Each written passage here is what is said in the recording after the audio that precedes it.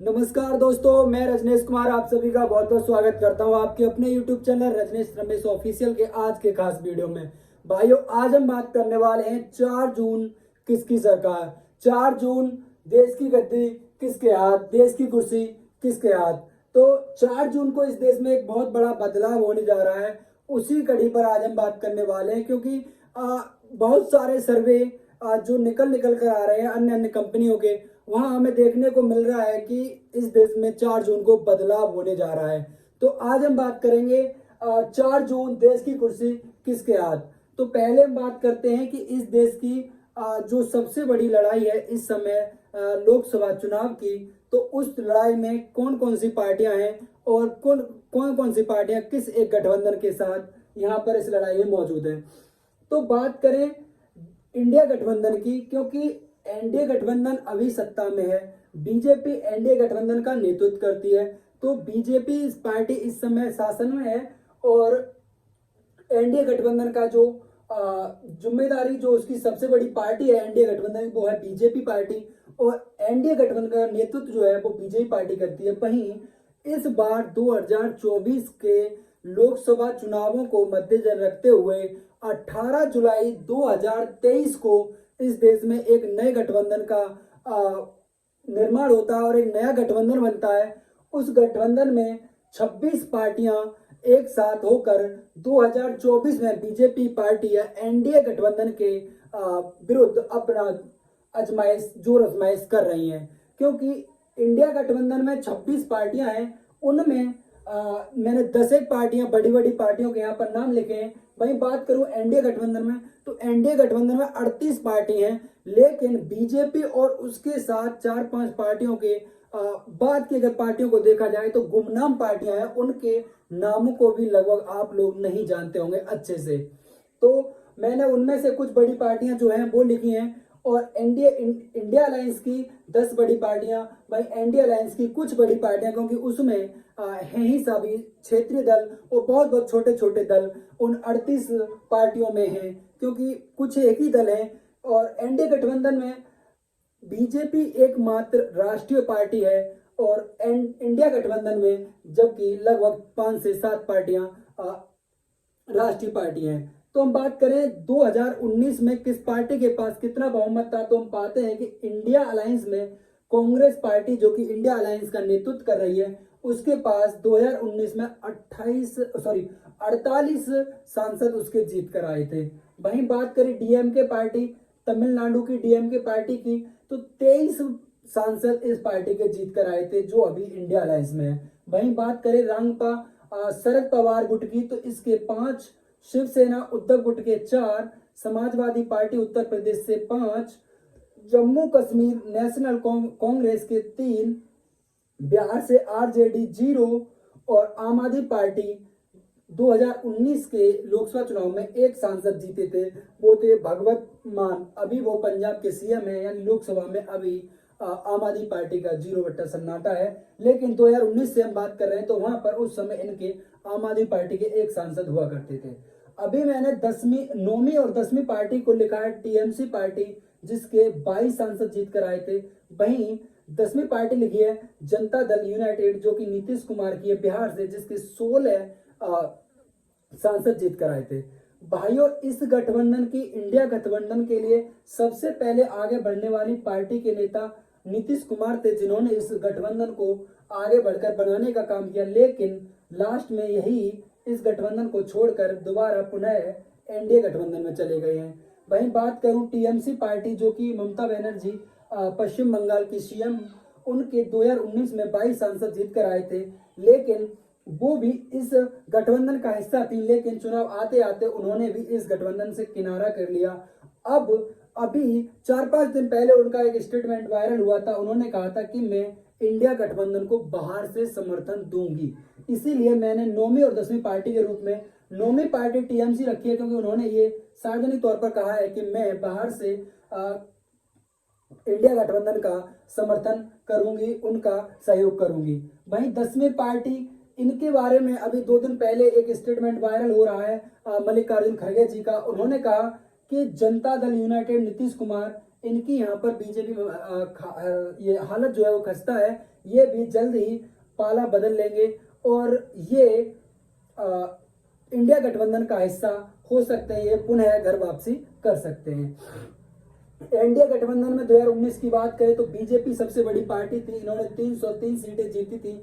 वही जनता दल यूनाइटेड नीतीश कुमार उस समय एनडीए में थे और अभी भी वर्तमान समय एनडीए में है, उन्होंने 16 सीटें जीती थी। शिवसेना, शिंदे गुट और रांगपा अजित पवार गुट, ये दो पार्टियां महाराष्ट्र में जो अभी बहुत बड़ा उथल पुथल हुआ था राजनीति में, उसमें से इन दो पार्टियों में यहाँ रांगपा के दो फाट हो गए, ये शरद पवार गुट है और ये अजित पवार गुट, ये शिवसेना उद्धव गुट और ये शिवसेना शिंदे गुट। वहीं दो पार्टियां और बिहार की, आरएलजेपी पशुपति पारसनाथ की और एलजेपी रामविलास पासवान, जिसका नेतृत्व अभी चिराग पासवान कर रहे हैं। तो ये कुछ एक पार्टियां इसमें बड़ी बड़ी हैं। अब बात करें 2019 में, तो 2019 में हम पाते हैं कि बीजेपी को 303 सीटें मिलती हैं और वहीं पड़े कुल मत का 37% मत बीजेपी पार्टी के पक्ष में पड़ता है। वहीं बात करूं मैं एनडीए की, क्योंकि पूरा एनडीए, जब बीजेपी प्लस एनडीए की बात करते हैं तो इन्हें 353 सीटें मिली और लगभग 45% मत इनके पक्ष में पड़ा। अब बात करें कांग्रेस पार्टी की, तो कांग्रेस पार्टी 2019 में 48 सीटों पर जीत दर्ज कर पाई थी। वहीं इनका जो वोट शेयर था, कुल वोट शेयर का लगभग 19.5% वोट कांग्रेस पार्टी के पक्ष में पड़ा था। अच्छा, 2019 में कांग्रेस का एक अलायंस था यूपीए, जो उसे 2019 में 97 सीटें जीत दर्ज होती है, 97 सीटों पर उन्हें विजय प्राप्त होती है। वहीं अगर कुल वोट शेयर की बात करें तो इनको महज यूपीए गठबंधन को महज 26% मत प्राप्त होता है। अब यहां से ही इंडिया गठबंधन का जन्म होता है, क्योंकि कांग्रेस पार्टी का जो यूपीए अलायंस था उसे महज 1/4% के आसपास उसे मत प्राप्त हुआ। वहीं कांग्रेस की बात करें तो कांग्रेस को महज 19.5% मत प्राप्त हुआ। तो ये चीजें जब कांग्रेस के पक्ष में नहीं रही तो उन्होंने एक नया गठबंधन बनाया, वो है इंडिया गठबंधन।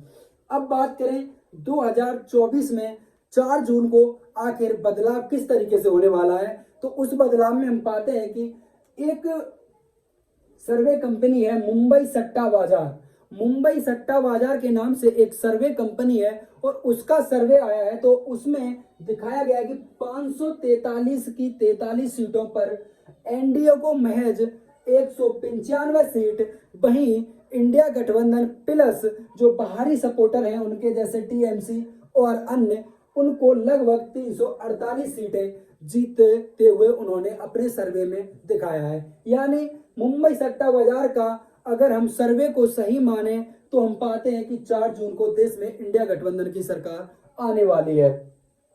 वहीं बात करें दूसरे सर्वे की, दूसरा सर्वे है एक्सिस माई इंडिया।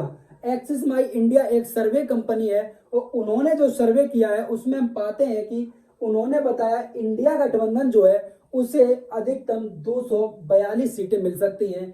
वहीं बात करें एनडीए गठबंधन की, तो एनडीए गठबंधन को अधिकतम 254 सीटें मिल सकती हैं। और बात करें अदर की, तो उन्होंने लगभग 45 से 50 के आसपास सीटें जो हैं वो अदर के लिए रखी हैं। अब अदर में वही पार्टी है जो मैंने यहाँ पर 9 में इंडिया गठबंधन की 9वीं पार्टी के रूप में जिसे मैंने बॉक्स में रखा है टीएमसी, जो 2022 में 22 सीटें जीतने में 2019 के लोकसभा चुनाव में 22 सीटें जीतने में सफल रही थी। जो एक्सिस माई इंडिया का सर्वे है वो भी इस बात को स्वीकार कर रहा है कि 2024 के आम चुनाव में अदर्स को 45 से 50 सीटें मिल सकती हैं। यानी कि अदर में भी बड़ी पार्टी जो है वो टीएमसी है और उन्होंने एक अपना सार्वजनिक स्टेटमेंट दे दिया है ममता बनर्जी ने कि वो बाहर से इंडिया गठबंधन या इंडिया अलायंस का सहयोग करेंगी। तो यहाँ से अगर इनको सहयोग मिलता है तो ये भी एक्सिस माई इंडिया सर्वे के अनुसार भी ये लगभग जीत का जो आंकड़ा है 273 प्लस, उस तक ये इंडिया अलायंस पहुंच सकता है। वहीं बात करूं एक और नए सर्वे की, तो वो सर्वे है अखिल भारतीय पत्रकार संघ। अखिल भारतीय पत्रकार संघ का जो सर्वे है उस सर्वे के मुताबिक अगर हम देखें तो हम पाते हैं कि इंडिया अलायंस को अधिकतम 253 सीटें जीतते हुए दिखाया जा रहा है। अखिल भारतीय पत्रकार संघ कह रहा है कि इंडिया अलायंस को 253 अधिकतम सीटें मिल सकती हैं। वहीं बात करें एनडीए अलायंस की, तो एनडीए अलायंस को वो 250 सीटों पर जीत दिखा रहे हैं। वहीं बात करें अदर की, तो ये भी मानते हैं कि लगभग 40 सीटें ऐसी हैं जहां अदर मजबूत स्थिति में खड़ा है। तो तीनों ही स्टेटमेंट में हम पाते हैं, तीनों ही जो सर्वे हैं उनमें हम पा रहे हैं कि लगभग जो परिणाम है वो इंडिया गठबंधन के पक्ष में कहीं तक सही आने वाले हैं। अब इसी में मैं बात करूं कि आप लोगों ने अगर देखा होगा तो कुछ समय पहले बीजेपी प्लस आरएसएस का एक सर्वे वायरल हो गया था, और सच्चा था या झूठा था उस पर हम नहीं जा सकते, इसीलिए उसको मैंने यहाँ पर नहीं लिखा है। लेकिन उस सर्वे में हमें दिखाया जा रहा था, बीजेपी प्लस आरएसएस का वो सर्वे था, वहां देखा जा रहा था कि जो एनडी गठबंधन है, जो बीजेपी पार्टी है, वो लगभग 214 से 230 के आसपास सिमटती हुई नजर आ रही थी। तो इसी तरह की कुछ सर्वे जो बड़ी बड़ी नामचीन कंपनियां हैं, क्योंकि एक्सिस माई इंडिया आप देखते होंगे कि इसके जो सीएमडी है वो कई बार आपने बड़े बड़े चैनलों पर, जो इलेक्ट्रिक मीडिया हमारी है उसके चैनलों पर अपनी बात रखते हुए देखा होगा, और एक बहुत ही विश्वसनीय सर्वे रहता है इनका। तो इन सभी सर्वे के मुताबिक जो है वो दिख रहा है कि इस बार 4 जून को बदलाव हो सकता है। तो भाइयों, ये थी मेरे द्वारा दी जानकारी, 4 जून को क्या कुछ बदलाव इस देश में मिल सकता है। तो अगर जानकारी पसंद आई हो तो वीडियो को लाइक करना, अपना जो भी सवाल सुझाव उसे मुझ तक भेजने के लिए कमेंट बॉक्स का प्रयोग करें। अगर आपको वीडियो पसंद आई है तो हमारे साथ जुड़े रहने के लिए चैनल को सब्सक्राइब कर लें और बेल आइकन ऑन कर लें, जिससे कि आगे आने वाली वीडियो आप तक सबसे पहले पहुंचे। और एक छोटा सा निवेदन रहेगा आप सभी भाइयों से कि इस जानकारी को अधिक से अधिक शेयर करें, और मिलते हैं अगले वीडियो में। तब तक के लिए जय हिंद, जय भारत।